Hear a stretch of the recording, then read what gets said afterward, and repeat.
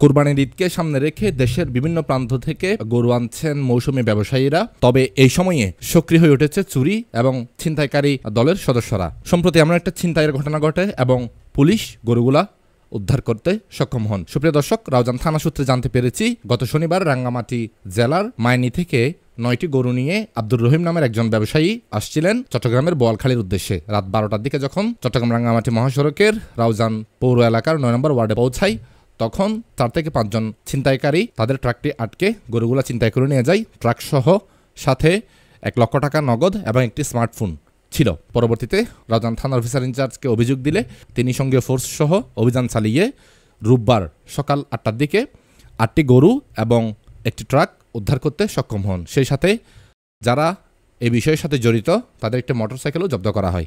এ বিষয়ে রাউজান থানার ওসি জানিয়েছেন যে ছিনতাইকারীদের শনাক্ত করে আইনগত ব্যবস্থা গ্রহণের কাজ চলছে। এই যে ছিনতাইয়ের ঘটনা ঘটলো এবং উদ্ধারের ঘটনা ঘটলো, কয়েকজন গরুর মালিক তারা থানায় গিয়ে ভিড় জমান। তাদের মধ্যে একজন নাসির, তিনি বলেন যে ওনার গত শনিবার ওনার 4টা গরু চুরি হয়, বাট এগুলো ওনার গরু না।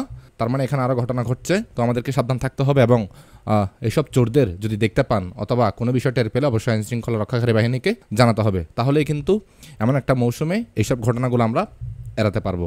সকলকে ধন্যবাদ।